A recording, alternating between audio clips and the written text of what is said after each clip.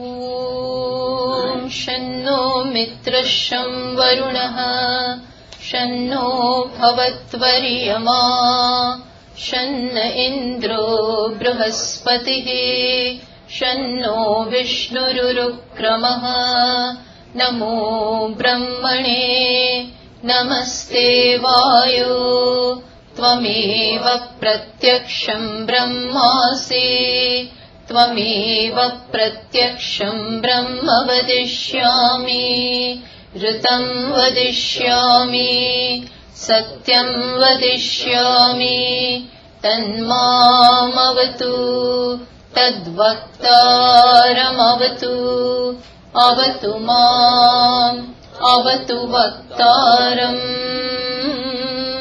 Om Shanti Shanti Shanti. Om Sahana Vavatu Sahanau Bhunaktu Sahaviryam Karavavahai Tejasvinavaditamastu ma vidvishavahai. Om Shanti Shanti Shanti. Shruti Smriti Purananam Alayam Karunalayam Namami Bhagavat Padam Loka Shankaram Shankaram Shankaracharyam Keshavam Badarayanam Sutra Bhashya Krutau Vande Bhagavantau Punah Punah. Ishvaro Gururatmeti Murti Bheda Vibhagine Vyomavadvyapta Dehaya Dakshinamurtaye Namaha. Gukarastvandakaro Vai Rukarastanivartakaha Andakara Nirotitvat Gururithyabhidhiyate.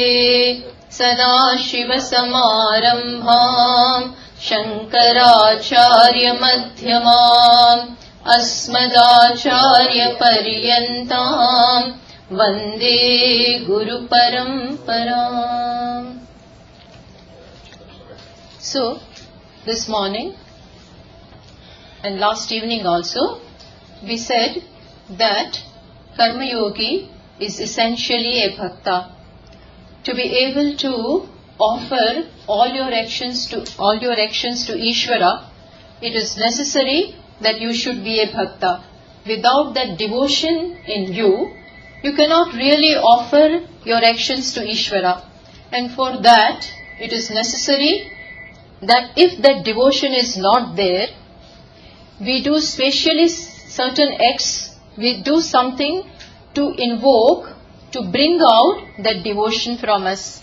And for that, Raman Maharshi suggested that there should be worship at the level of, at the level of body, at the oral level, as well as at the mental level.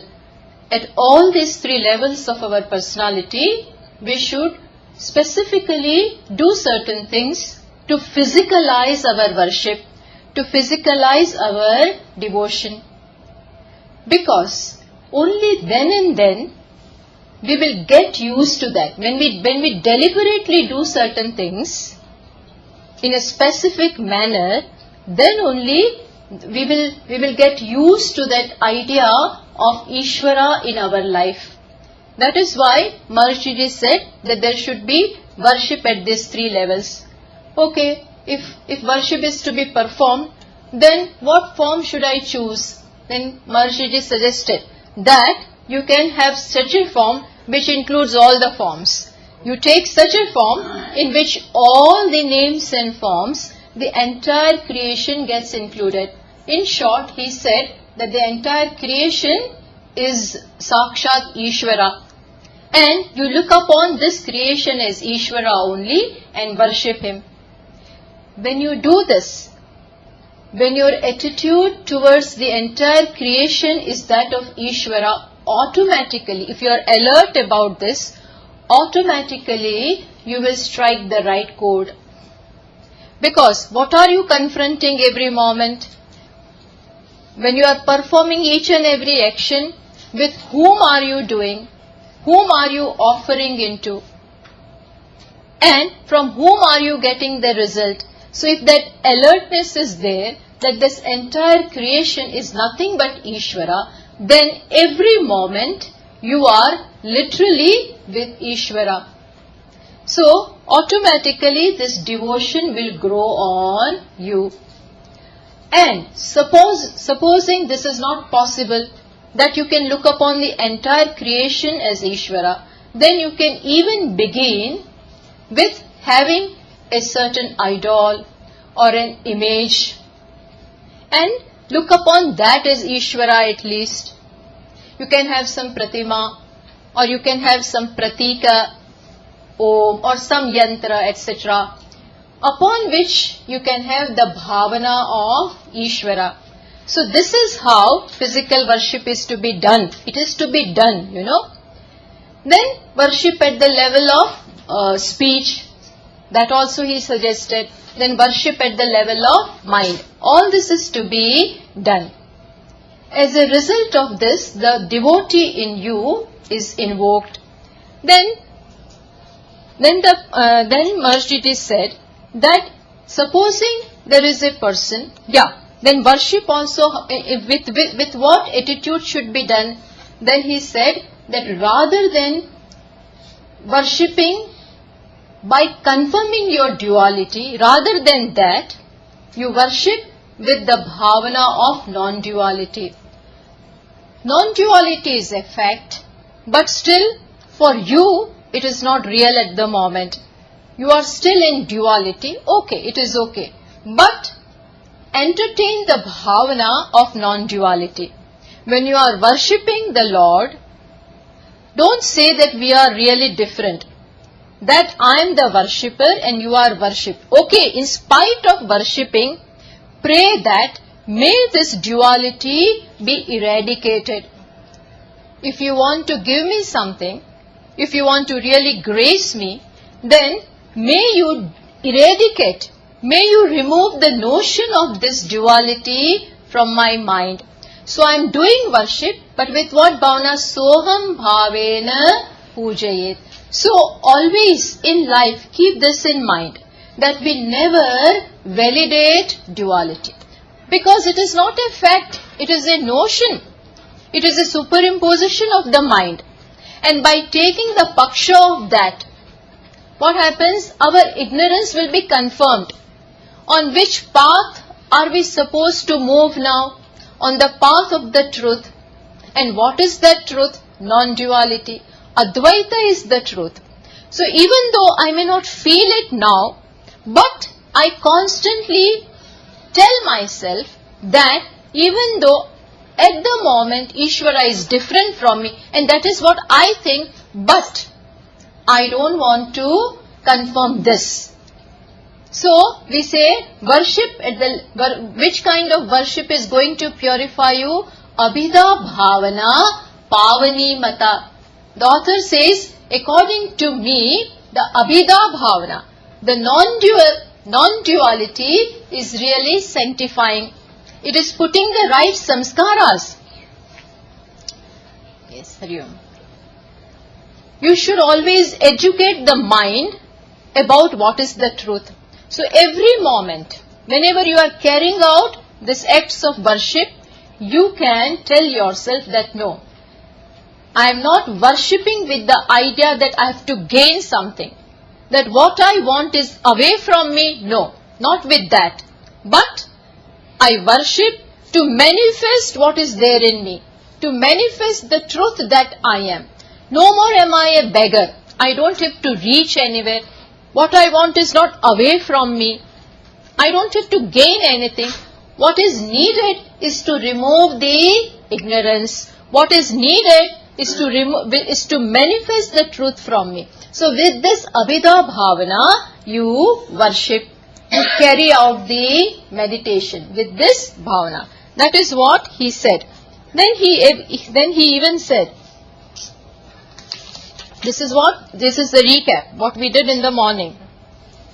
By doing this constantly, Maharshi ji said, bhava shunya sat, bhava sustiti. What will be the strong foundation when bhava shunya, when all other notions, what notions that I am a karta, I am a jiva, I am a bhokta, I am a limited individual separate from Ishvara, I have to achieve something, I have to become something.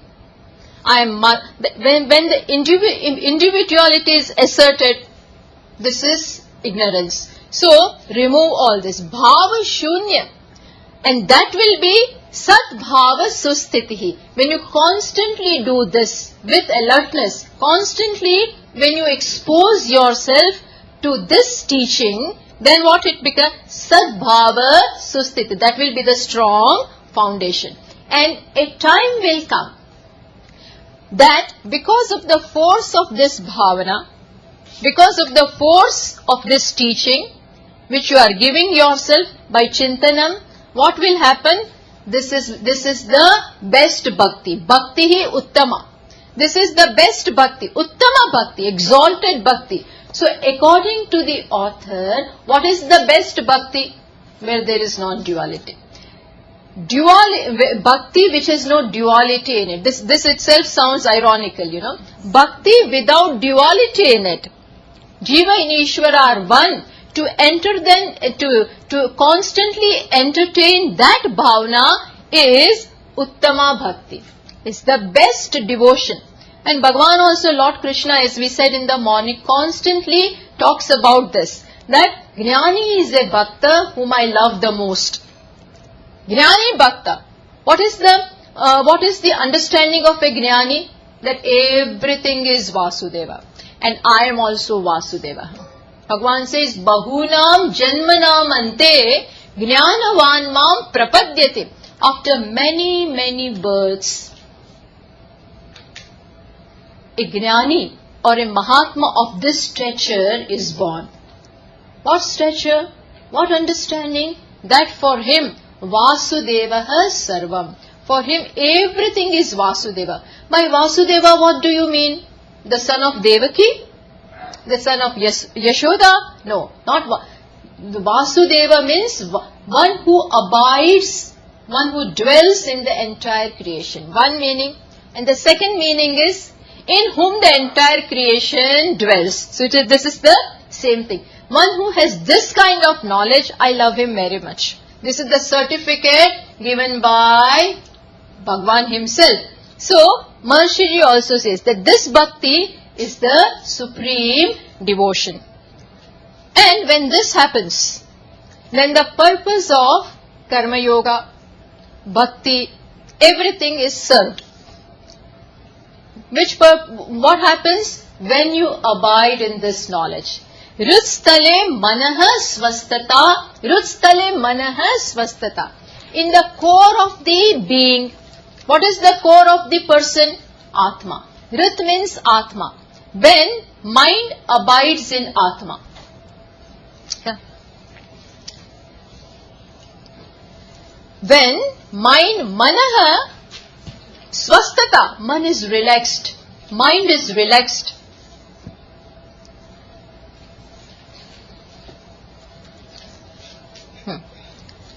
When mind is relaxed in the core of the Atma, in the core of the self, when mind is relaxed, is happy to be there.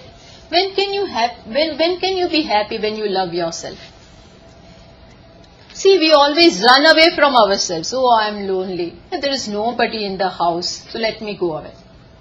Let me go away. Oh, my son is not talking. My children have gone. My daughter is married. My son has set his new home. I'm all alone, left all alone. Nothing is there. Which means that you are running away from. You are there very much. Give them up. You are there. Why do you worry? They are not worried about you. Why are you worried about them? Why are you pining? You also be, not that you don't love them, but Why are you waiting for them? You enjoy, you have your money, you have everything, you have earned so much, you are comfortable, enjoy. No, but I am alone. I am alone. So, we don't love ourselves. As Pujya Swami says, most of the time we abuse ourselves. Whenever we need someone, whenever we beg something from someone, beg means not, we don't ask for other things, please love me, please care for me, please ask me how are you, at least ask me this much, if not anything else, at least do. What is all this? What is all this? That there is insufficiency, there is lack inside. What Maharshi says, that when Karma Yoga is done, that is why I say it has to be done. Maturity has to be initiated. It has to be done in life. Each and every action has to be offered. Nobody knows this. This goes on inside. When I am cooking, I cook for Ishvara. And where is Ishvara? The person who has come is Ishvara. My husband is Ishvara. I am earning for whom? My wife is Ishvara. See, my children, see, this is the outside you cannot say whether this is Karma Yoga or not, that only that person knows. The bhavana that is entertained, that he only knows. And the bhavana with which he takes the result, that he only knows. He is relaxed. Whether it is success or failure or mana or apmana, it is fine for him. Nobody else would know. But this is bhakta. What is it? Manaha svasthata. Mind abides. No reaction at all. This is what all this means have served their purpose. All the means, whatever you may be doing, small things, doing mala, puja, japa, tapa, everything, dhanam, whatever you are doing, it has served the purpose. So, okay, but we are not able to do this. Karma Yoga is not possible. Or even when we are doing, in spite of doing all this, but still mind is not quiet. Now what to do? In spite of doing, or there can be such a question, or there can be such a problem, that we are doing Karma Yoga, all our life we have done. What else are we doing? We are constantly serving people. All my life I have been serving people. And I have always taken happily whatever Ishvara is giving me. But still mind is not quiet. Mind is still not quiet. Then what to do? Then Raman Maharshi said that pranayama. There is one more means, that if this means are not working and still the mind is restless, mind is equally restless even now. As long as okay, let it be restless. No.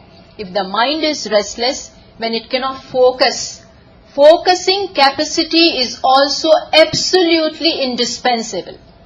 To be able to have the knowledge, to be able to understand, let alone abide, to understand the nature of the self.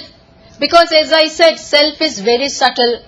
It has no form, no attributes. To be able to know such a self, you require a focused, quiet, single-pointed mind. So there is no option to it. Okay, now my mind is pure, but it is still restless. Mind may be pure, no ragadvesha, person is sadhu, but still restless. If restlessness is there, then also you have miles left to go. You cannot concentrate. That is why that is also equally necessary. Then Bhagavan Maharshi Ji talks about yoga. He said there is a means. What is this means? Pranayama. With the restraint of prana, with deliberate breathing. Now you see, you cannot quieten your mind. So there is another technique given, that you restrain your prana. By restraining prana, automatically mind will be caught. By the restraint of prana ayama. Ayama means restraint, nirodha, control. By control of prana, mind will also become quiet. How come this? What is the connection? That by controlling prana, mind can become quiet? Yes. There is connection. Why? Because prana is one Shakti and mind is another Shakti. Prana is Rajas and Manaha is Sattva. So, and both of them come from one Shakti. Which Shakti? Maya Shakti. From the Maya Shakti, which is the trunk, from there one Shakti arises, that is prana, and another Shakti arises, that is mind. So you can't catch hold of mind, but you catch hold of the other branch. That branch you can't catch. But still you can catch this branch. So pull this branch and then the other branch will automatically come down. You cannot straight away catch hold of the other branch, but you can catch hold of which branch? This prana branch. Catch it, pull it, and automatically, because both of them are connected to from one trunk, they have come out. So by pulling this one, automatically other will be pulled, other will be caught. So they say that just as a bird is flying in the sky and you want to catch it, how will you catch it? So you throw a net. Jala pakshivat roga sadhanam. Just as the net becomes a means to catch the bird, similarly pranayama becomes a means for quietening or catching hold of the mind. Okay, now problem is solved. I have made my mind quiet by pranayama. Then Maharshi ji said, no. You can quieten the mind by pranayama. But quietude is not the same as enlightenment. Mind may be quiet. You are constantly doing Puraka, Kumbhaka, Anta Kumbhaka, Rechaka, Bahya Kumbhaka. All this you are doing. Mind has become quiet. It has now gone in the position of laya. It is absorbed. Because when you do this, mind is insecure as to what will happen to the entire system. So it also pays attention to that. So mind has become quiet. But as I said, quietude is not the same as enlightenment. So Maharshi ji said, no. Better than this is vinasha. Mind which is made quiet is one way of quietening the mind, and another way of quietening the mind is by vichara. You follow what I am saying? When you quieten the mind with pranayama, it may get absorbed. But as soon as the pranayama is over, the effect of pranayama has gone, then what happens? Again the mind comes up with the same force. After getting up from the meditation, same mind is there, which was there before I sat into meditation. Why? Because this pranayama has not taught you anything other than silencing the mind. Pujya Swamiji used to say, that you can even take some drug also. That also will quieten the mind. It's not the same, just in a light way he used to say. That you can take alcohol also. That will also quieten your mind and stone your mind. But that is not knowledge. We want knowledge. So there are two ways of quietening. By pranayama you can quieten, but that mind is going to come back in the original form. Whereas, what is the other method? Vinasha. He uses the word vinasha. Not vinasha means ekachintanat. Ekachintanat means you educate the mind regarding the realities of life. Educate the mind as to what is real and what is apparent. What is real, what is mithya, what is nitya, what is anitya. Let mind understand that. Once it knows the realities, then it will no more be disturbed. Educate the mind. When mind is thus educated, it will not be the same. So that is another way of quietening the mind, by vichara. One was by absorption, another is by vichara. This is marga of inquiry. So now Maharshi ji specifies or elaborates upon this marga of inquiry. How should this inquiry be performed? Not mere absorption. See, we can do everything. We can use this pranayama technique also, but at the same time, what other thing that we should do? We should even educate. That vichara also should be carried out. This is our intelligence. We should do everything, not at the cost of knowledge. Employ this path also, employ this technique also, at the same time educate yourself. So, now Maharshi ji proceeds to carry out the inquiry. So, we will go. So, now we will proceed further. Catch up with the subject. One more thing. Before proceeding with that, 2 more verses are there. Okay.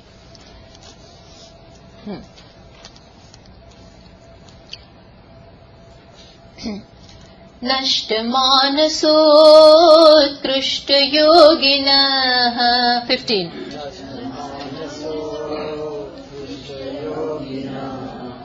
Krutyamasti kim svastitim yatah.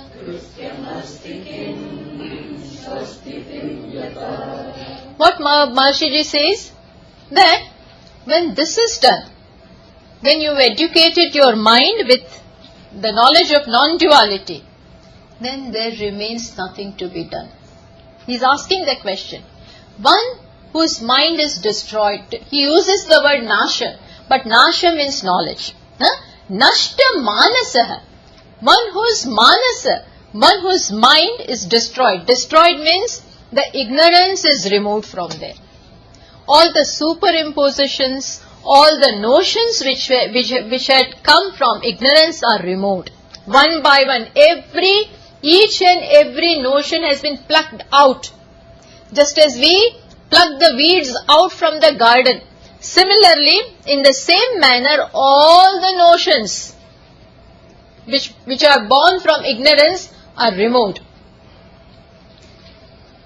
To such a person, nashta manasaha, whose mind is thus educated, we will not use the word nasha, because otherwise this is called manonasha.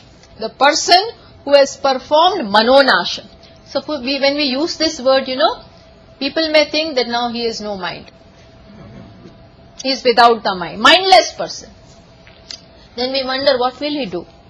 Then if there is samosa, he doesn't know what is he eating, because he is mindless. He doesn't know anything. So this kind of connotation can also arise. So we will better not use that. We will what word shall we use? Nashtamana means one whose ignorance is gone, one who is now enlightened. Nashtamanasaha utkrushta yoginaha.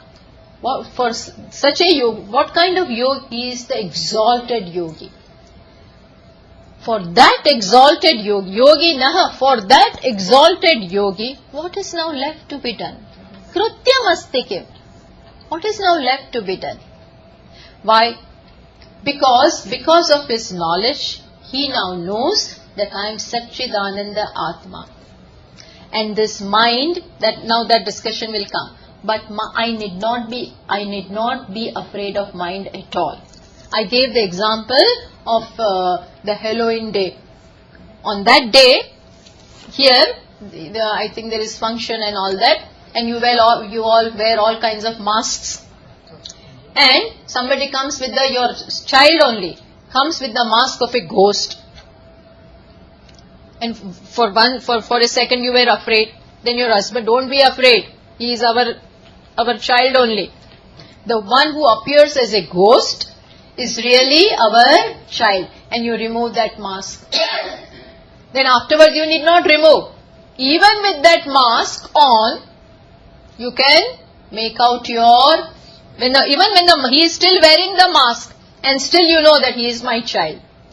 So this is how the apparent nature of the mind is understood by this man of knowledge. That it appears like this, but it is not real. The fellow is not ghost, he is my child only, wearing the mask. Or once you know the snake, that it was not there, then even though it may appear, even though you may feel that it is a snake, you are no more now afraid. Or better example, when you see the mirage water, do you go to drink that water? Do you go to quench your thirst in that mirage water? Why? Because you know that it is appearance. It is not real. Similarly, this yogi, one who knows the realities in this manner, what is now left for him to be done? Whatever he does is out of joy. There is no compulsion. There is nothing that I have to do. I am answerable. That it is my duty to do. If we do not do, then there is pressure inside. We have to do. There is no such have to do for him. Whatever he does out of joy. His life is nothing but an expression of the joy that he is. He is the murti of joy. And that joy gets expressed. So author says, Krutyam astikim swastitim yataha. For the one who has attained swastiti, or who has attained that abidance in the self, what is now left for him to be done? Then what to do with this world? How to withdraw this thing? How to bring back the attention from this world? It is constantly there. What to do? Then Maharshi says, see, we'll now proceed to verse number 16. This is still yoga. Up to this point is still the discussion of yoga is going on.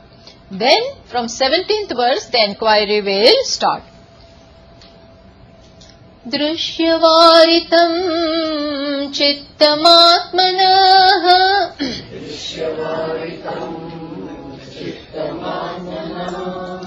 Chitvadarshanam Tattvadarsanam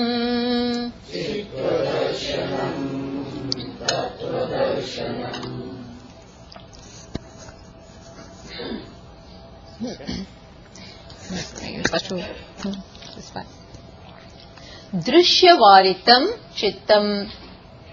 Drishyavaritam Chittam.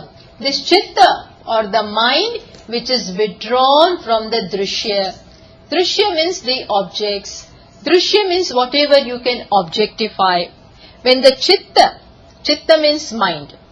When the mind is withdrawn from the world. World means names and forms and objects. How is it withdrawn? With viveka. What viveka? What knowledge? That they cannot give me anything. Plus, they are just superimposed. They are not nitya. What I seek is myself.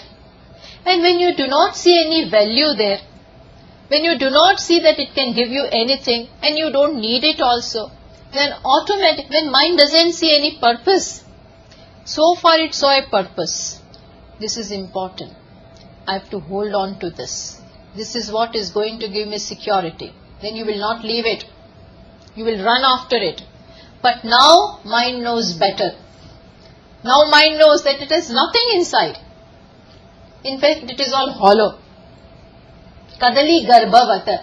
It is like that tree of a plantain. It looks very thick and solid, but inside it is all hollow. Like that, you come to know the nature of the world. Then what happens? Chitta, drishya varitam chittam. Mind, chitta means mind.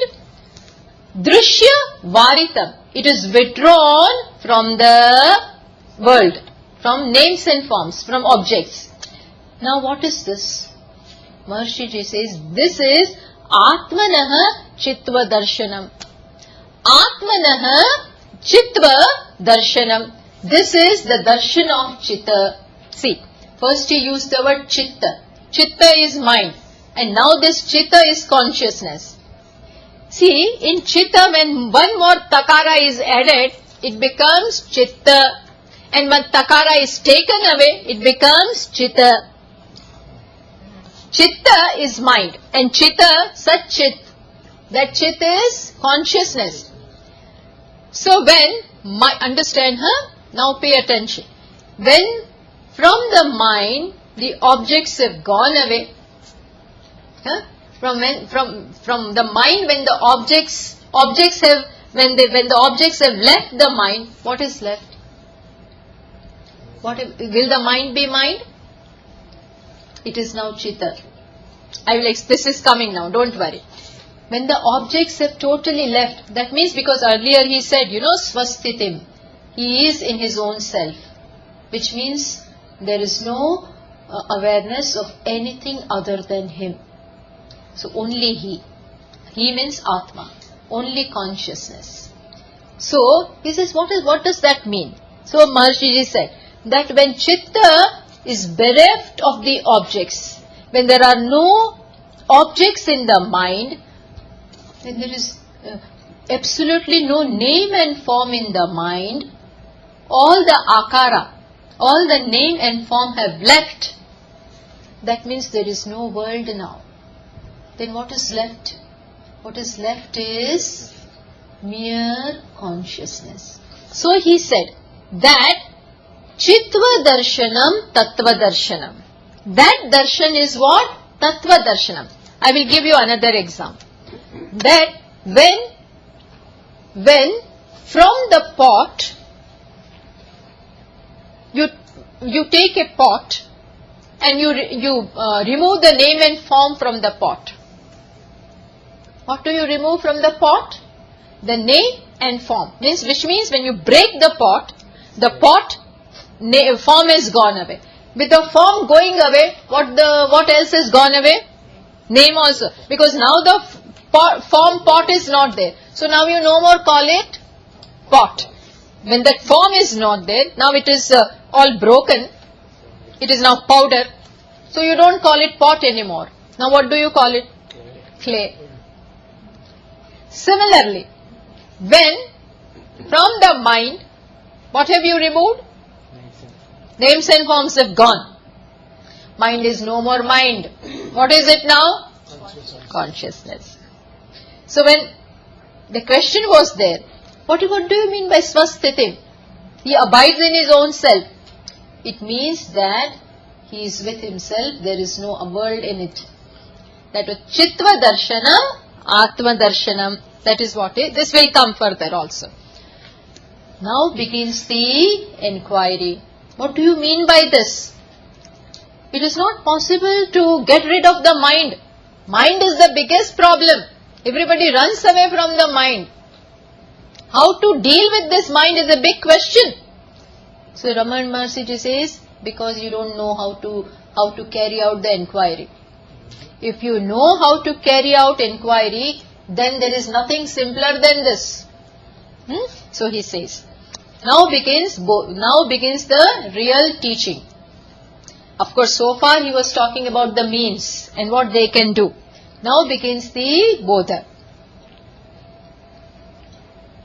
Manasantu kim margane krute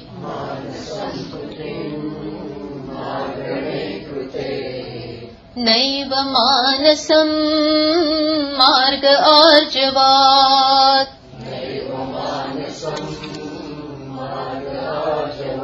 See, he says, Manasantu kim, this is the most important verse of Upadeshsara. In fact, this is the essence. This is the one. Manasantu kim, marga manasantu kim. What is this mind? How to deal? What is this mind which is constantly perturbing me? We cannot handle. And this is not something, like we switch off. We don't want to switch it off. It's over. Switch it on, it is on. And switch it off means gone. In the same way, can we switch off the mind? Oh mind, you become quiet. That's not possible. Mind doesn't become quiet like that. Unless you stone it. It's not. So Maharshi says, rather than employing such methods, rather than going to such extent, you better face it squarely. Sometimes we are afraid. We run away. Like that ghost. My child has come with the mask of a ghost and I don't know and I was scared. oh my God, ghost, because last night I saw that horror movie. That horror movie and that samskara is there. So I'm seeing that only. I'm scared and I'm running away. And my brother will stop. No, who are you afraid of? Come with me. Come and see who this person is. Come and see. And when he takes me to that child, and then he removes the mask. And then I see the reality. And then I myself will put the mask down. Oh, you wear it. No problem. Wear it. Enjoy. You can enjoy. Similarly here, author is saying, Manasantu kim? Margane krute. Ask what is this mind. Carry out the inquiry. Who are you? Who are troubling me? All the complexes are there in the mind. Inferiority, most of the time inferiority complex. And sometimes superiority also. I am someone. किसी से कम नहीं. I am not inferior to anyone. And most of the time inferiority. I am nobody. Nobody listens to me. What is my place in this vast country? We are nothing before this America. So whatever maybe, our complex. So, and this doesn't leave us. It constantly troubles us. There may be thousands and thousands of problems in life. All of them are in the mind. There is kama, krodha, lobha, moha, matsarya, jealousy, anger. Or can you run away from this? When these vrittis arise, it takes hold of you. And just doesn't leave you. You can't enjoy samosa. You can't enjoy anything when this vritti is there inside. Does it allow you? You may be surrounded by all the comforts in the world. But in the midst of them, if the mind is such, it is not possible to enjoy. So it is a problem. How do you say that mind is not a problem? Bhagavan also says. No, in the Shruti it is said, Mana eva manushyana karanam bandha mokshayoha. Mind itself, mind alone is the cause for this human being being liberated or being bound.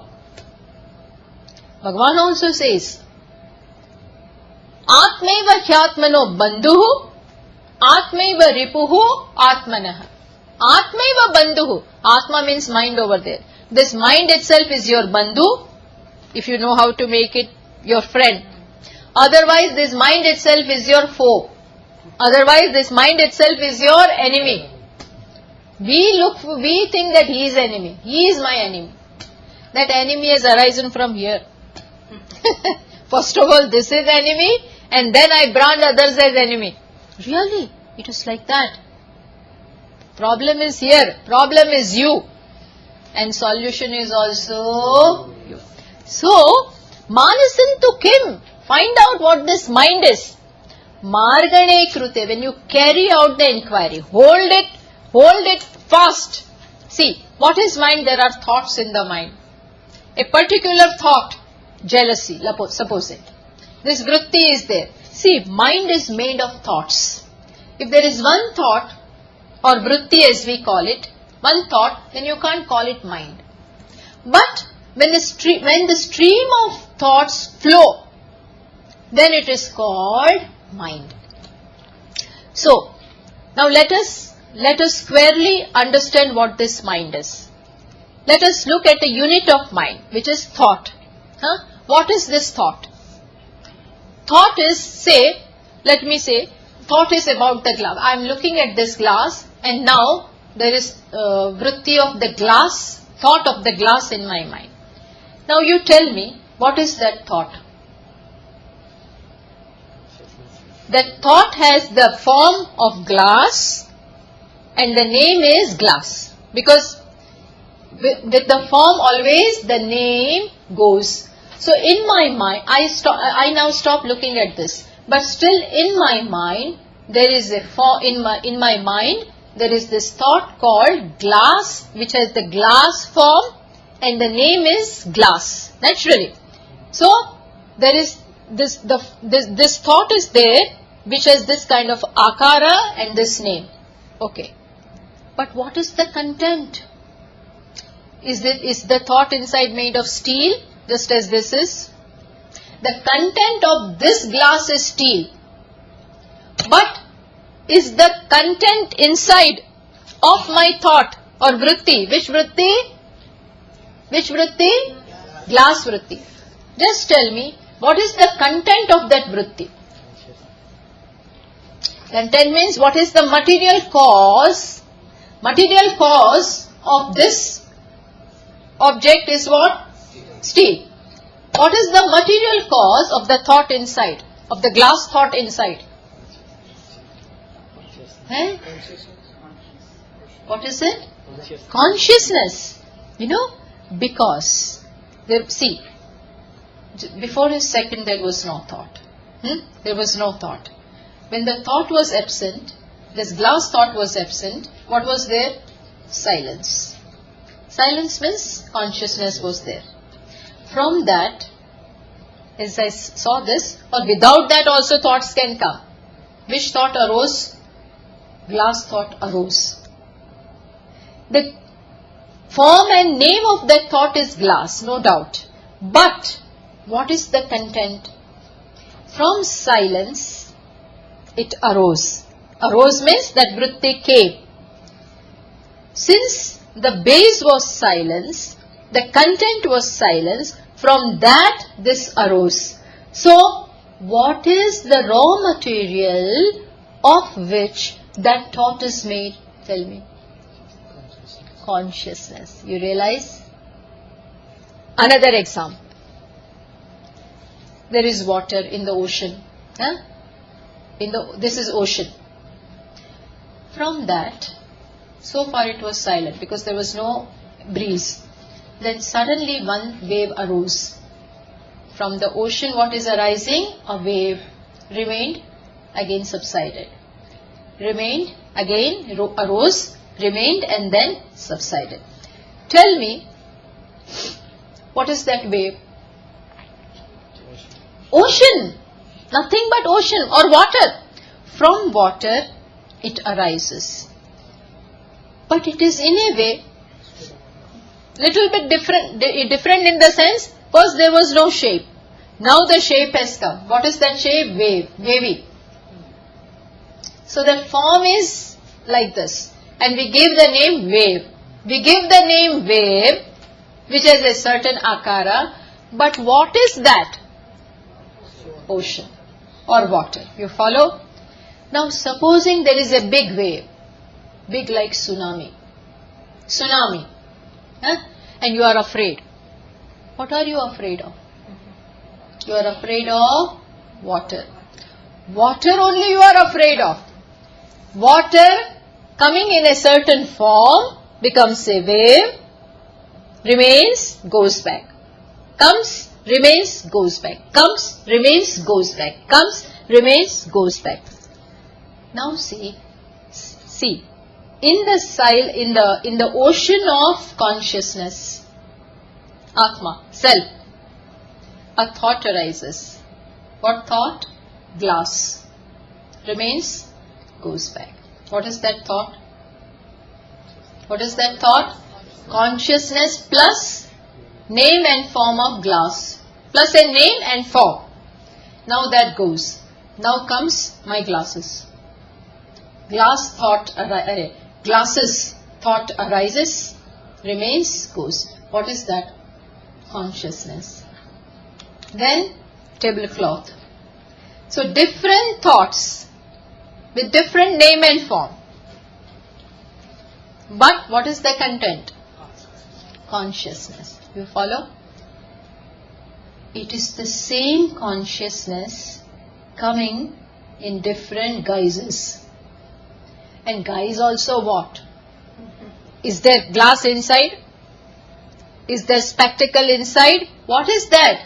That shape is also nothing but consciousness.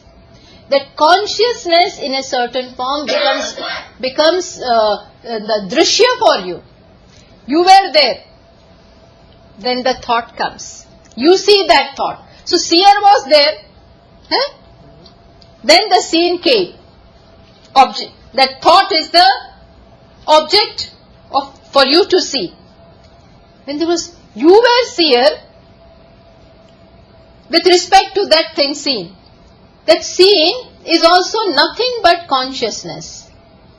From you it arose. So what is this object? Subject only became object. From you, this thought arose. From silence means consciousness, which is you. From that, this thought arose. Which means, you yourself are drishya. You yourself are that thought. Plus another thought. Plus another thought. Plus another thought. Which becomes mind. Do you get what I am saying? Mind is stream of thoughts. And what is that thought? Each thought, consciousness. So what are you seeing? Consciousness with a form. You are not seeing anything else. What is wave? What is ripple? What is vortex? What is tsunami? Nothing but ocean with a form. Or water, H2O with a form. You follow? What are you afraid of then? You are trying to silence. Oh, this thought, go away. That thought come. This thought should be removed. Please don't talk of such things. My mind will be disturbed. When you say this, you are running away from something. I don't like this. I like that. Actually, what is that? Your own self. Which comes for a second. Comes means takes a certain form and then remains for a second. Whose? It is your own self in different forms. You follow? When you ask like this is inquiry. Margane krute. When in this manner, the inquiry or the torchlight is shown upon the thoughts. Oh, what are you?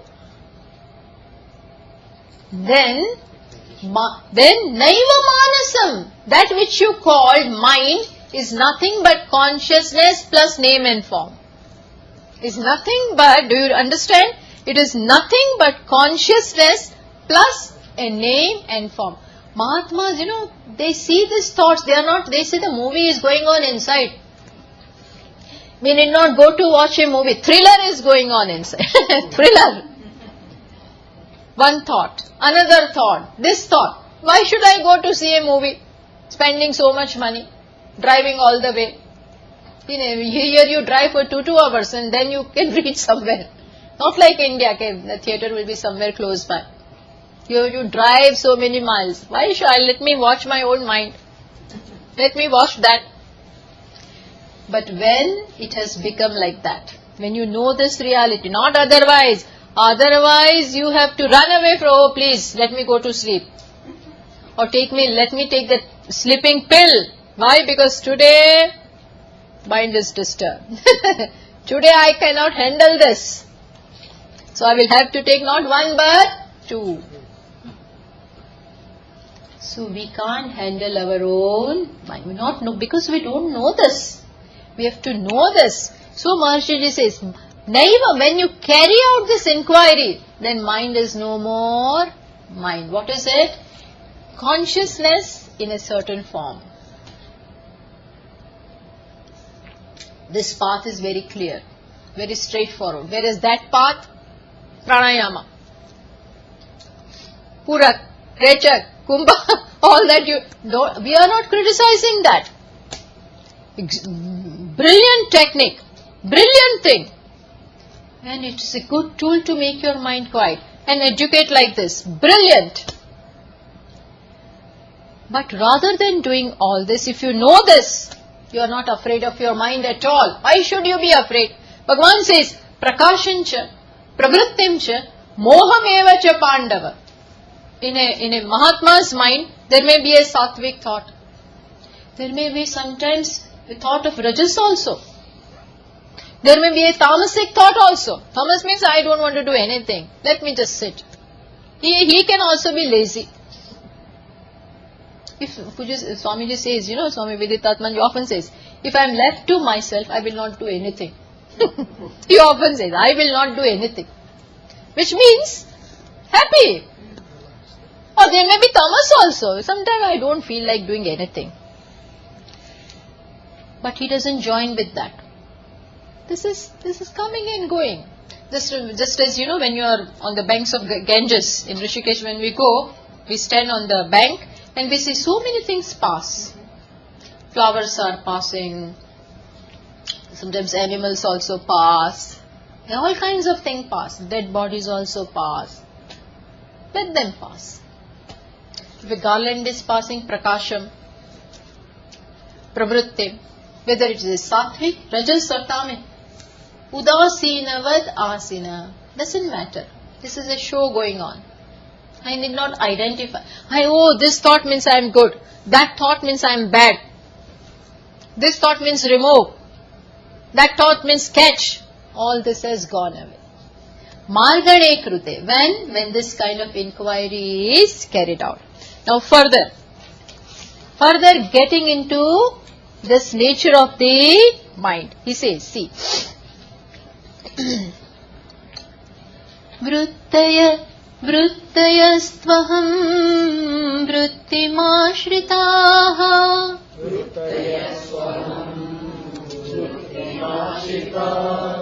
Vrittayo mano vityaham manaha.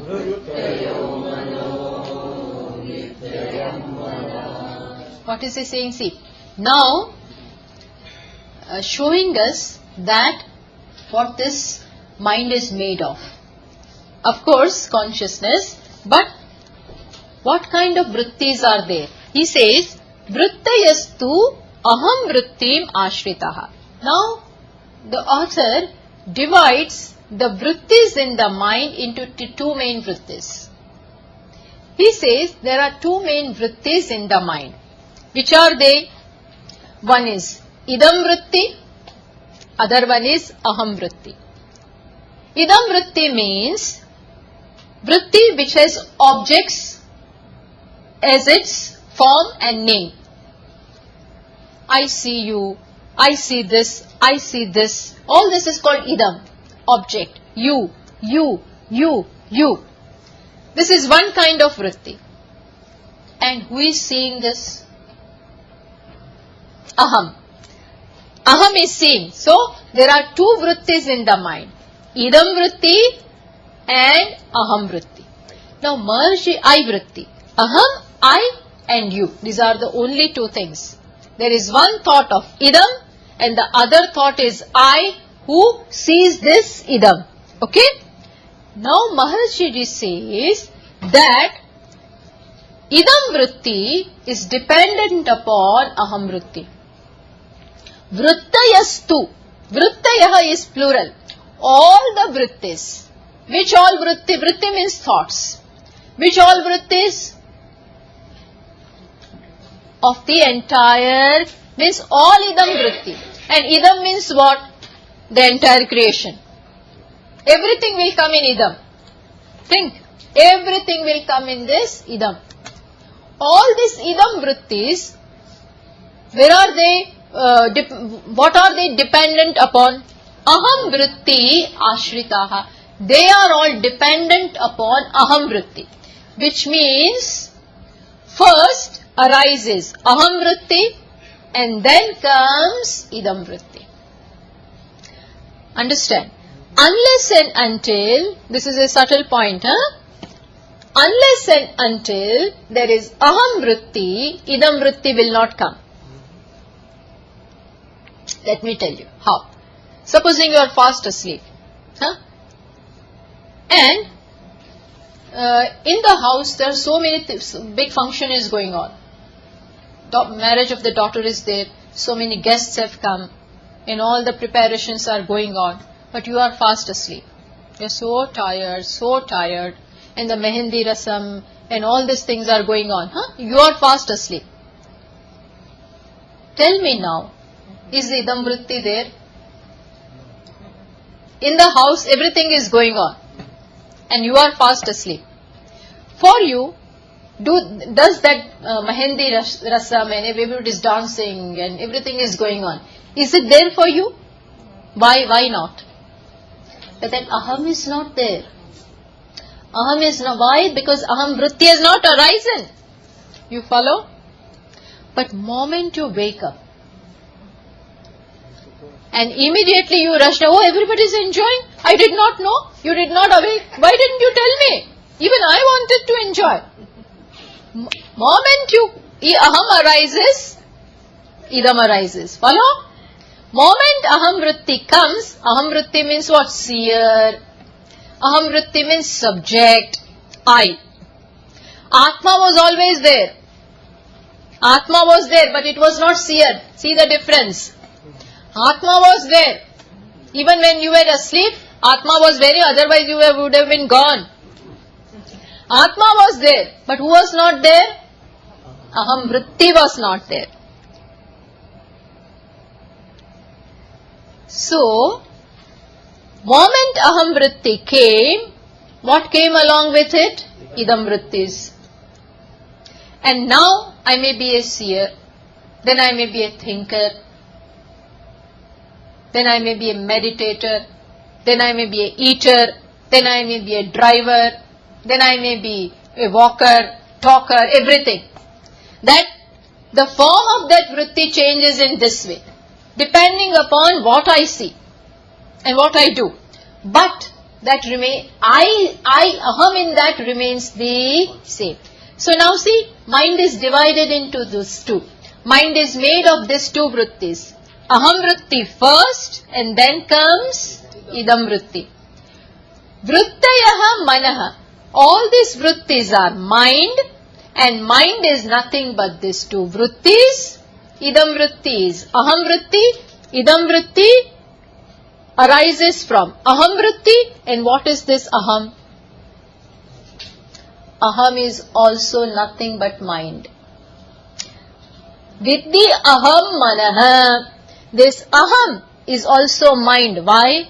Because I means the main meaning of the I is self, consciousness. It has no form. But now this aham has taken a form. What? Seer, thinker. There is a form inside, doer. I'll give you another example. You are sleeping, you are fast asleep. And then you happen to go to a park. During the day you had been to a park. And in the park I heard there are many, and in the park there is zoo also, and so many things are there. In the zoo you saw many animals also. Now with those samskaras you have now gone to sleep. Now you dream. Now you are dreaming. In the dreamer, you see yourself as watching that tiger and lion and all those wild animals. Who is that tiger? That tiger, who is watching first of all? That dreamer is I, aham vritti. He is watching. First he is created and he is moving about in that park and seeing those animals and many other things. So that tiger and lion and bird, so many, all this is nothing but, which you call idam in the dream, is also you. The scene is you. And the seer is also you. So Maharshi Ji says that all the vrittis are mind, and vidhi aham manaha. This seer, this I in the dream is also nothing but mind. That mind of yourself has spread out. What is dream? Dream is nothing but spreading of the mind. When you sleep, spreading means not outside. It doesn't spread like a tablecloth. But whatever is going in the mind just manifest, and you see the dream. It is nothing but expression of the deep samskaras in the mind, which come in the form of dream, which you see. Your own mind you see. The I in the dream is you. The scene in the dream is you. You follow? So, when you understand the mind in this manner, that this world is also nothing but seen, that is also I. The seer is also, this is a big dream. This creation is also nothing but a big dream. That was a small dream. This is a big dream. But dream all this, a dream means like a dream. Like a dream. The features are the same. When you understand this way, then there is nothing to be afraid of mind. Why? Because it is not real. It is your own self in that way. Is the water afraid of wave? Huh? Even if it is afraid, does it have to be afraid of wave? No. Has the clay to be afraid of pot? No, because pot is nothing but clay. Nothing but clay. Similarly, mind is nothing but self with a form. So, when you think this way, then what happens? He says, Ahamayam kuto. So now see, everything is reduced to I. The world into idam. Idam vritti is see, this creates the vritti in my mind. So this is now condensed into what? Idam vritti. Where does idam vritti come from? Aham vritti. So now we are slowly, the path is narrowing. The world into idam vritti. You follow everyone? World into idam vritti and idam vritti into aham vritti. Now what is this aham? Let us find out that. We are getting closer and closer. We are cornering this aham. You know, we have to corner. When you are afraid of, corner this. So, Maharshi says, you are afraid of this aham. What is this aham? Ahamayam kuto bhavati chinvata.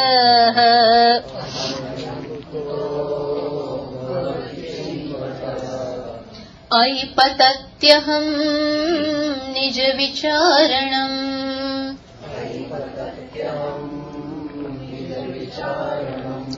He says, Ahamayam kuto bhavati chinvatah. Now again, deliberate and think, Ahamayam kuto bhavati. Where does this I come from? Aham ayam aham kuto bhavati. This aham, where has it come from? Chinvatah. When you think like this, what happens? Ai means O seeker, O student, O dear student. The teacher is, I said, telling the student, Ai, O seeker, when you think like this, aham patati, aham goes. Not goes, vanishes. It disappears. Why? Nija vicharanam. When you think in this manner, nija vicharanam, when you carry out this enquiry, then aham disappears. Do you mean to say, Swaminiji, that we should sit down and ask ourselves, who are you? Who are you? Who am I? Who am I? Don't do this. That aham will not speak. And even if it speaks, you do not believe in it. It won't speak. So this is not the way. That is why he has put this I. O seeker, means this inquiry has to be carried out under the guidance of a teacher. This I will not say, oh, I am no, don't be afraid of me. I is not going to speak. I is the product of ignorance again. I means this aham, this ahankara, the small I, this individual is nothing but the product of ignorance. Just a snake is what? Product of ignorance. There is no snake. There is only rope. Rope is mistaken to be a snake. There is no real snake over there. Similarly, this Brahman, consciousness is mistaken to be Jiva. Why will this Jiva speak? It itself is, if it is when the aham carries out the inquiry, which means it will be pulling the rug from under its feet. It will not do that. So this inquiry has to be done with the help of this is the big point that our Pujya Swamiji used to make. He says, Aham will not speak. Don't sit down and say, who are you? Who are you? Who are you? Nothing is, it will say, I am ego. I am a small being. It will only confirm. But you have to go to a teacher who knows Brahman. Shrotriyam Brahmanishtam Gurum Abhigachet. May you go to a teacher who is not only Shrotriya or who is not only Brahmanishta but a Shrotriya. He knows the self and he can even communicate about this self. He knows the method of teaching that you should know. And how did that method come to you? On your own? No. We are standing on the shoulders of giants. This has not come on our own. It is all Sampradaya. Sada Shiva Samarambham Shankaracharya Madhyamam Asmadacharya Paryantam Vande Guru Paramparam. This tradition which began with Shiva or Dakshinamurti or Narayana or Brahma, whoever, whichever line. When the link is Shankaracharya ji and it has come down to our teachers and then it passes on. Which means the main teacher, the first teacher is Bhagavan himself. And then every teacher is nothing but form of that Bhagavan. Learn from them. And then Ahamayam, who are you? Ask properly. I is that which we call I is really not from the, is not Atma also and is not Jada also. That which we call I, small I, individual, man or woman or so and so, is it consciousness? Consciousness is formless. Consciousness has no attributes. Consciousness has no name. So, this individual is neither fully consciousness nor is it totally Jada. Then what is it?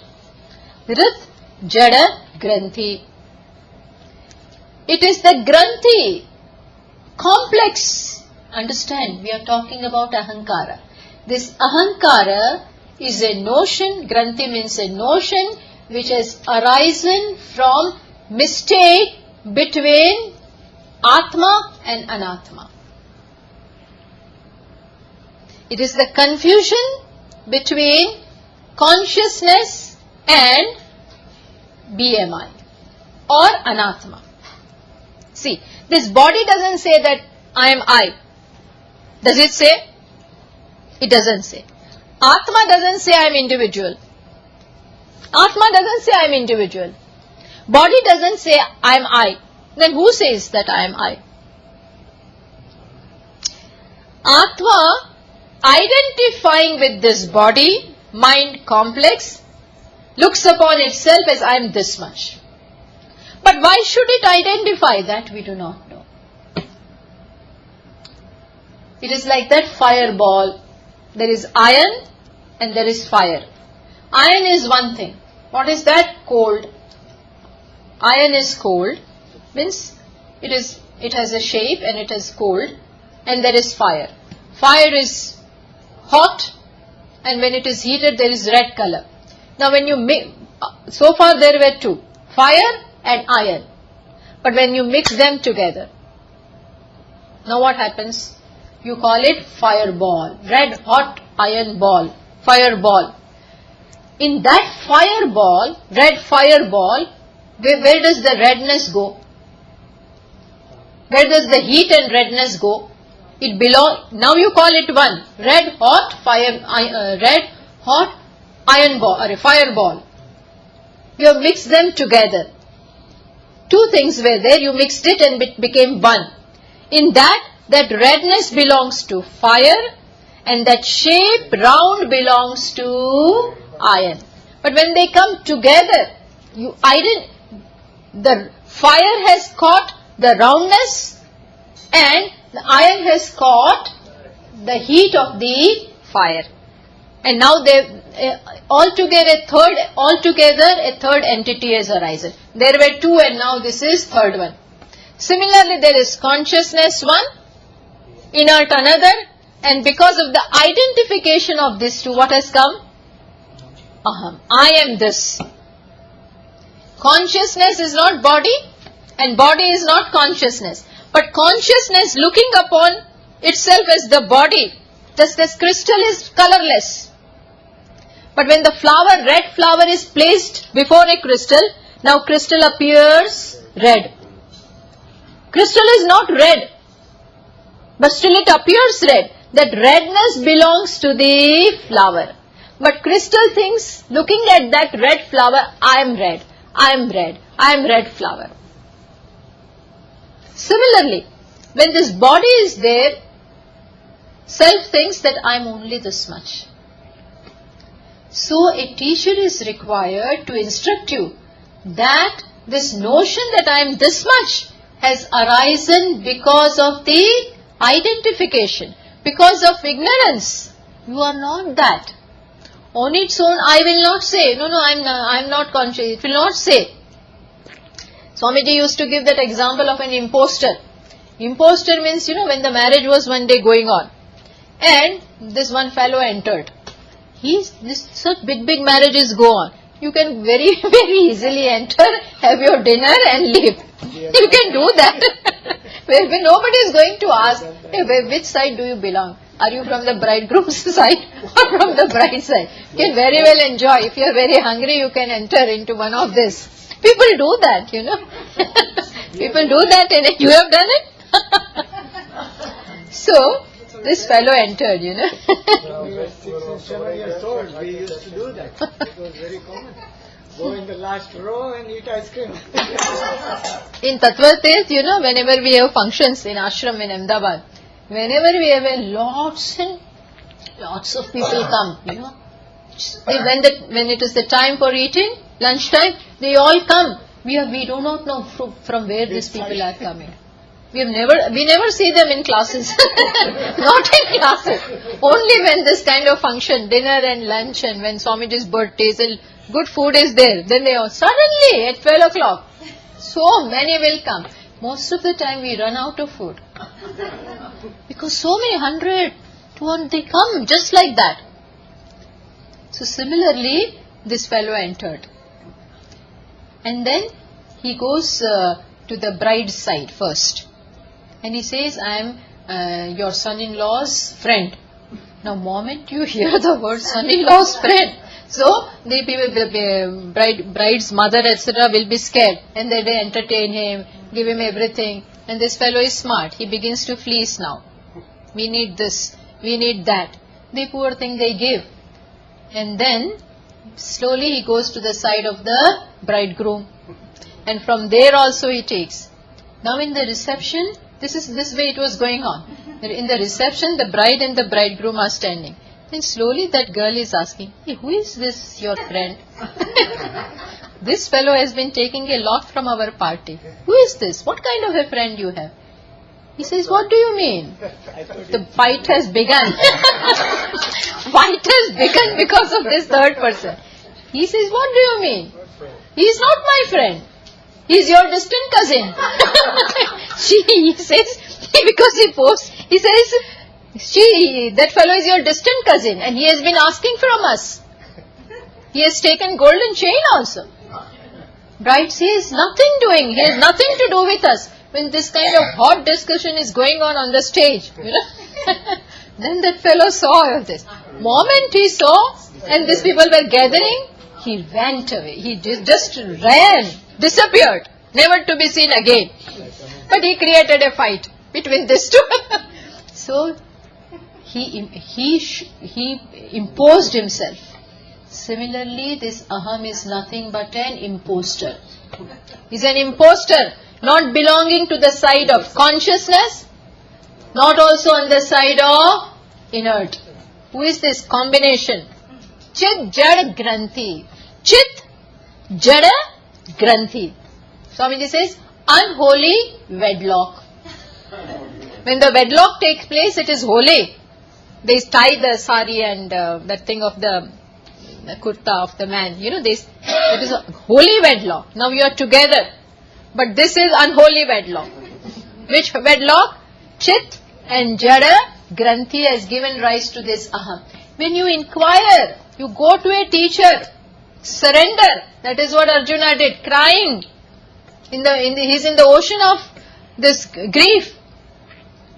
Goes to the teacher. He says, I do not see any meaning in my life. Even if I get the entire kingdom, I know that I am not going to be happy. I don't want this anymore. Yat shreyasyat nishchitam tanme bruhi. He says to Bhagavan, that which is definite shreyas, that you give. Don't offer me all this. That which is definite good in life, that you tell me now. Why should I tell you?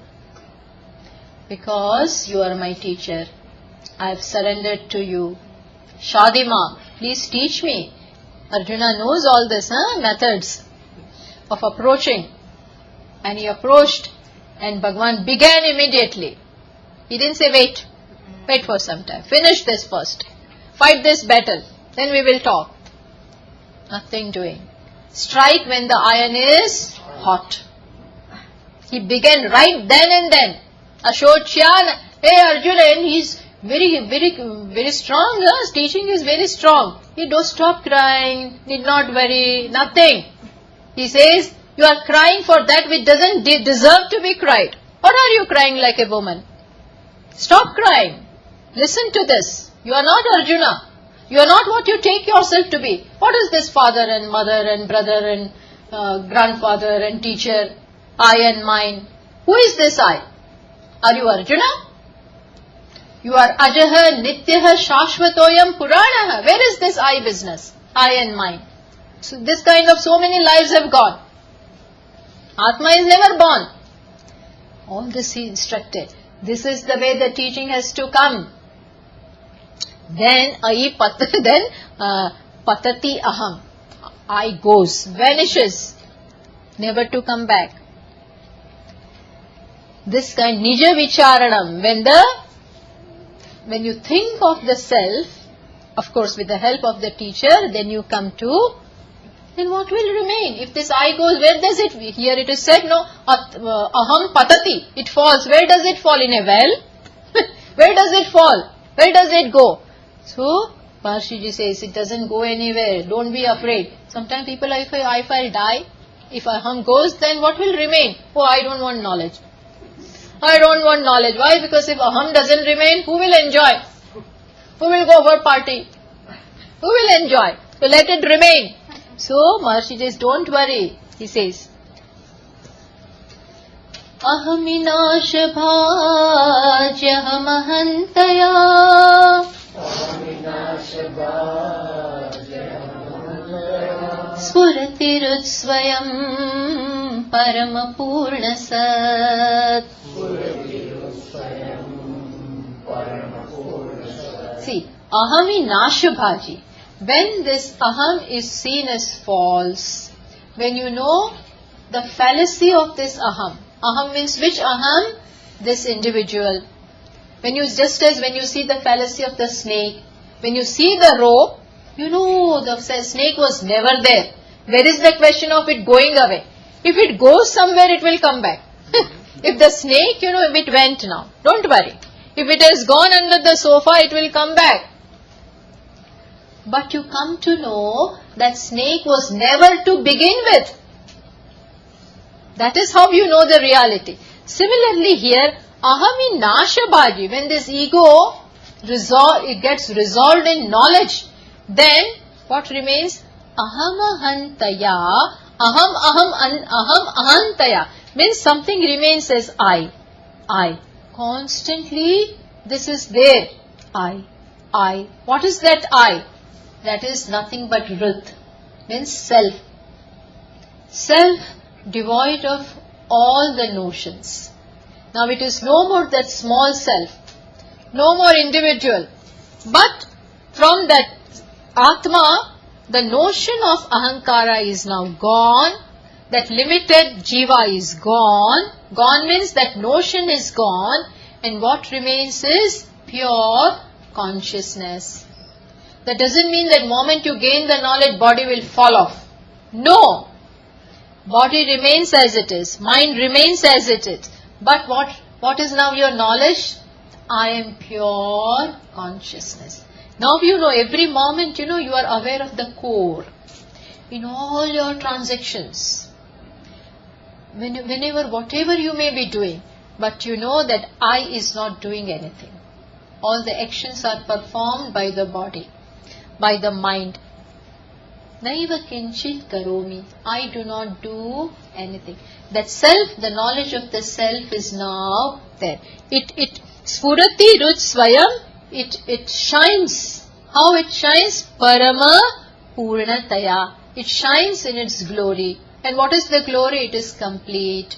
That is how it now shines. Then what happens? Next verse. Idamaham pada bhikkyamanvaham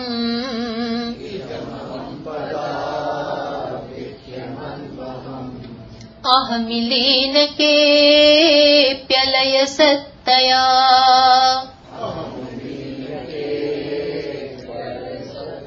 See, what it says is, idam, this, idam, aham pada abhikhya manvaham. He says, that which you call as I, which means the self, idam, aham pada abhikhya.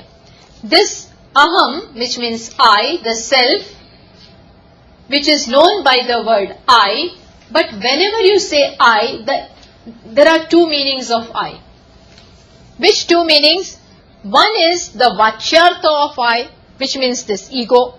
When we say I, when I am saying I am talking, what should you understand? That this person is talking, not Atma. So the direct meaning of that I is body, but what is the implied or real meaning of the I? Consciousness or Atma. So Maharshi says that ego goes, but what remains? The real or the implied meaning of the I is there. He says, idam aham pada abhikhya. When you use the word aham, the implied meaning of that is Atma, and that remains. Alaya sattaya. In which way? Without undergoing any kind of destruction, that remains. Every day in deep sleep, what happens? Every day in deep sleep, the ego is not there. And that time also what is there? Atma is always there. Ego is not there. In deep sleep, consciousness is there. What is not there? Ego is not there. Similarly, when knowledge dawns, functional ego remains. Functional means the person still continues to call him by such and such a name, and he says I came, I went, etc. But every time the vachyartha of I may be ego. But what is the real meaning? The implied meaning of the I remains self. Then further. Now most of the text is over. We can go very fast. Vigrahendriya pranadhitamaha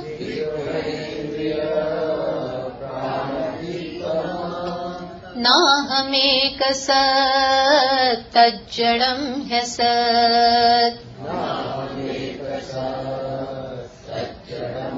Now, author is showing us that in this there are two. One is the body-mind complex, body-mind intellect complex, and another one is I, the self. In that, Vigraha means this body, Indriya means sense organs, Prana means prana, Di means intellect. In Di, Antakarana has come. Intellect, mind, Chitta, everything comes into that. And Tamaha means the main cause, ignorance. All this is here. Here itself, the body is all this. Body, mind, intellect, complex. What is that? Na aham. I am not this. It is now clear to him. Na aham. Then who are you? Ekam.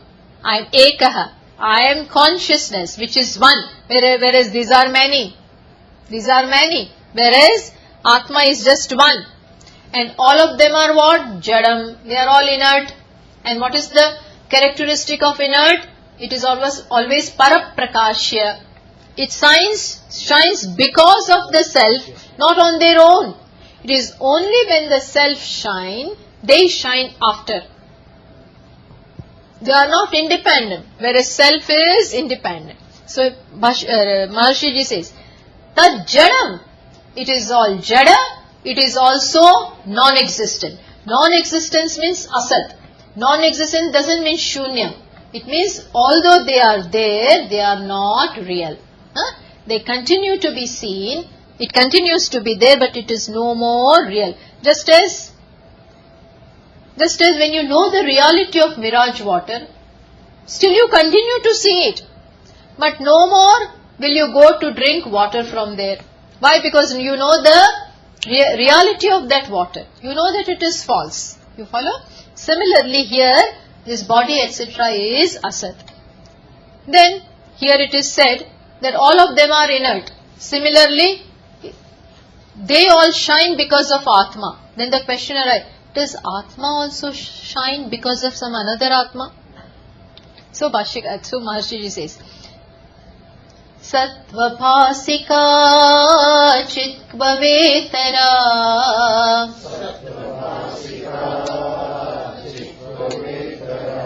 Sattaya hi chittaya hyaham.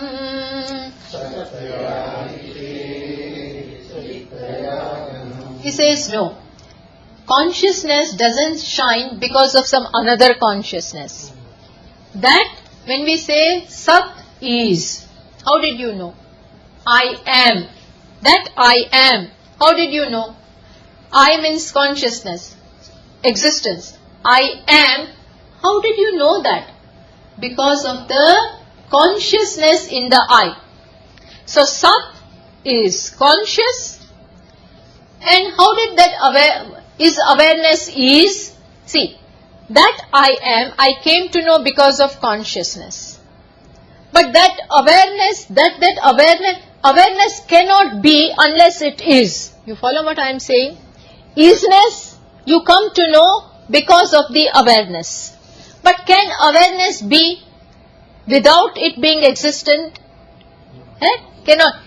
Consciousness is because of existence, and existence you come to know because of consciousness. You follow? It is little difficult, but maybe don't have time, so I can see that I am, I come to know because of consciousness. But can consciousness illumine something before it is? For illumining, it has to first be existent. You follow? Consciousness has to be existent. It cannot merely illumine. Before that, it has to be is. So, author says that they are not too different. Existence and consciousness, illumination and existence are not two different things.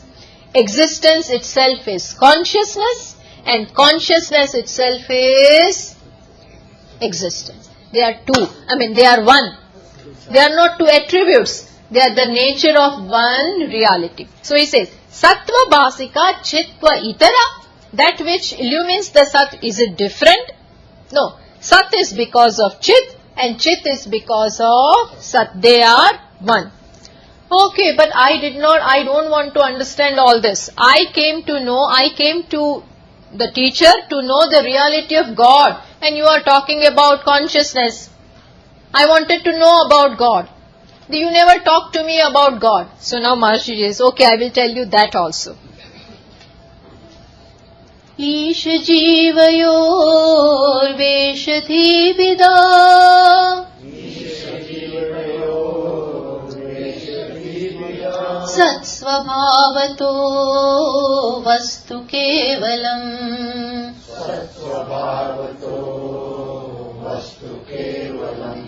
Maharshi says they are not too different. You want to know God, God is nothing but consciousness. Only difference is in the upadhi. From the standpoint of one upadhi, one vesha we call jiva, which vesha samashti. From the standpoint of totality, we call that upadhi Ishvara, and from the standpoint of this small upadhi we call jiva. But who is in both these upadhis, who really abides? They are two different dresses, two different veshas, two different costumes. One costume is totality, other costume is individuality. Samashti, Vyashti. Samashti, Vyashti. These are two different upadis. But who abides in these two upadis? One consciousness alone. One consciousness in smaller upadi and another, same consciousness in bigger. Just as I can say that the sun is shining in the sky and there is one bucket in which the sun is reflected, and there is a vast, tub, very big tub. In that also sun is reflected. That vast tub you can say is Ishvara, and the smaller one you can say is Jiva. But where is the difference? Difference is in the receptacles, in the upadis. But one who is getting reflected in both is the same. Similarly, Bhagavan says, Isha Jiva Yoho. Between Ishvara and Jiva, there is difference only in upadi. Sat Svabhavato. As far as the Sat or the consciousness is concerned, it is one. Vastu Kevalam. Sat Vastu or consciousness is same in both. If you know Jiva, you have known Ishvara. If you know Ishvara, you have known Jiva. They are not too different. That's why Bhagavan says that ultimately you have to know me this way. So what is the darshan of Ishvara? Veshahanata swatma darshanam. Veshahanata swatma darshanam. Isha darshanam swatma rupatah. So from both the sides, when you remove the Vesha, which Vesha? One Vesha of Samashti, other Vesha of Vyashti. You remove that small bucket and you remove that big tub also. What remains? Sun. Similarly here, when these upadis are removed, Vesha hanataha. When you remove this Vesha, remove means not kill this. But even though it is there, you know that I am not this. I am the Veshi and not Vesha. That is Svatma Darshana. That is really Atma, knowing Atma. So what is Isha Darshanam? What is the nature of realization of God? Swatma Rupa. When you know yourself, you have known Ishvara. Atma Samstiti Swatma Darshanam. Atma Samstiti Swatma Darshanam. Atma Nirdvayat Atma Nishtata. Atma Nirdvayat Atma Nishtata. So what is Atma Samstitihi? Swatma. The Atma Samstitihi. What is the nature of Swatma Darshanam? Abiding in the self. When you are in yourself, which means silent. I am Atma.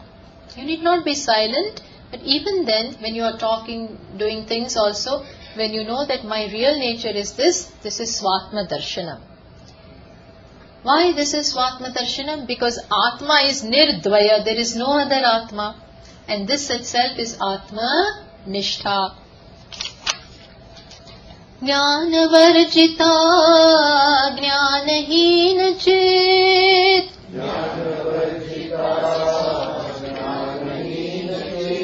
Is the tune right? No. Jnana Varjita Jnanahina Chit.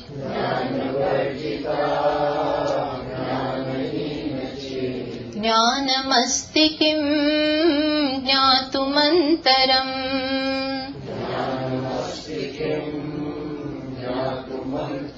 He says, what else is there to know?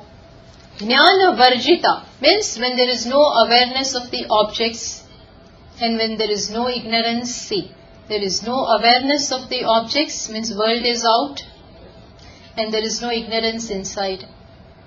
Then what remains? Consciousness alone. What else do you want? What else is the goal of life? This itself is knowledge.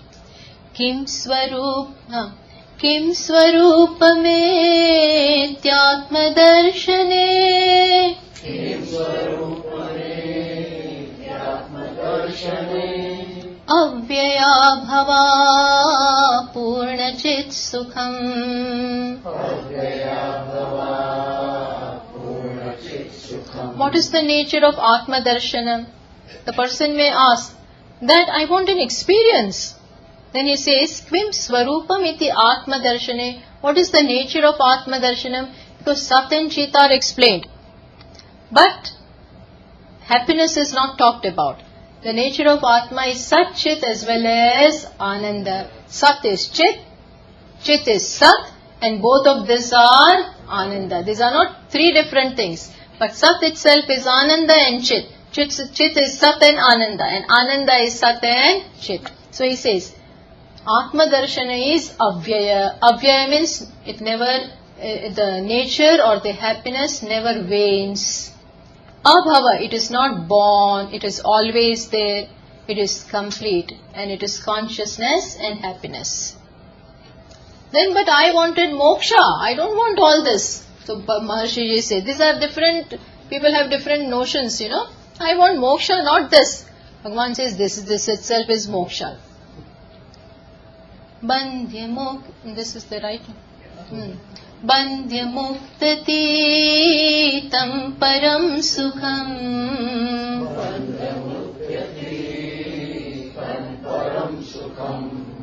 Vindati haji vastu daivika.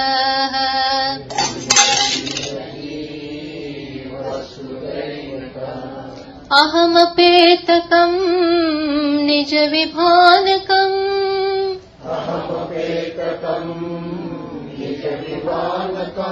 Mahadidam tapo ramanavagyam.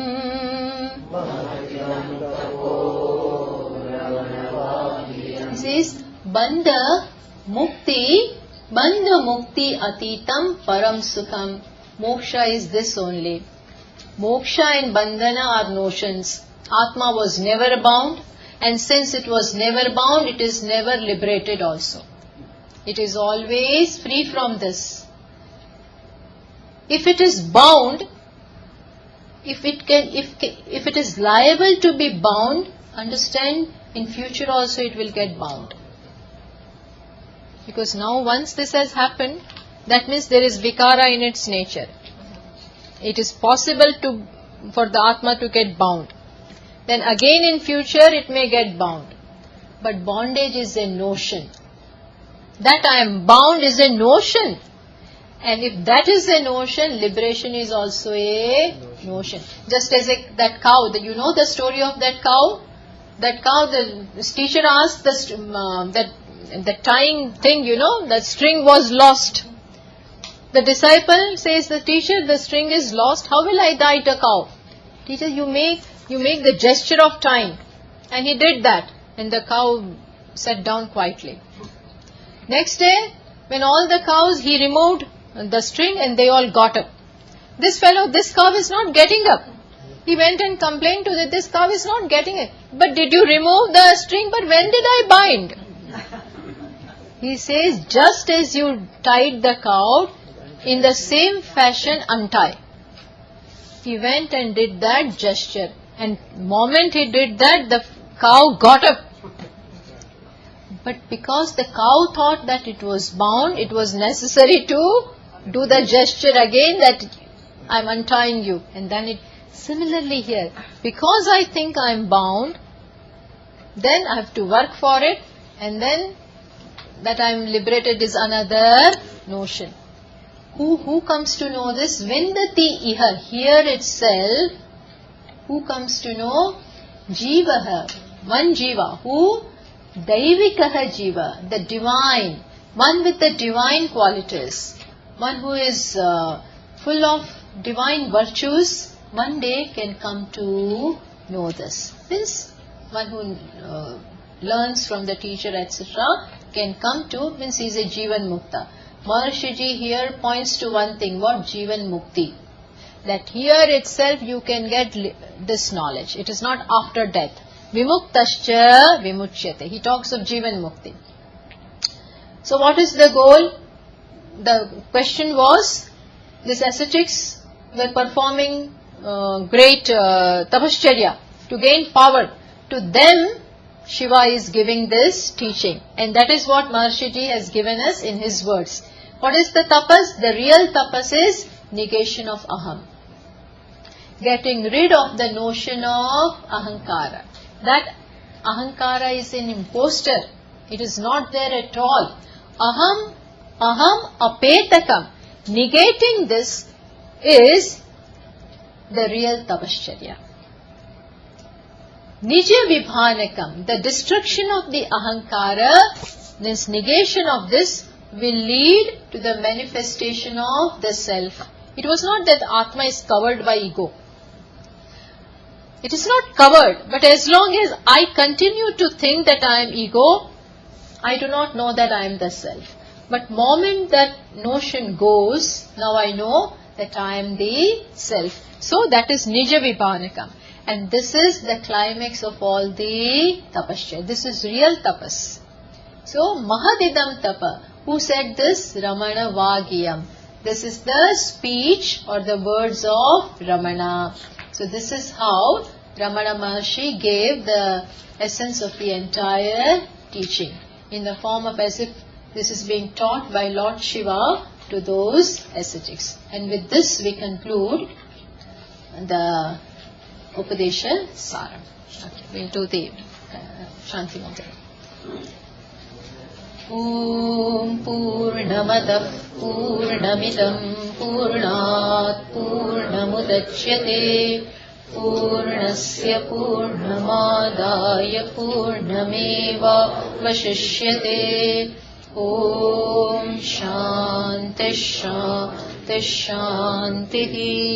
Hari Shankaram Shankaracharyam Badarayanam Sutrabhashya Krutau Vande Bhagavantau Punah Punah Ishvaro Gururatmeti Murti Bheda Vibhagine Vyomavadvyapta Dehaya Dakshinamurtaye Namaha.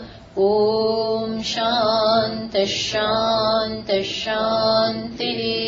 Hari Om. Shri Gurubhyo Namaha. Hari Om.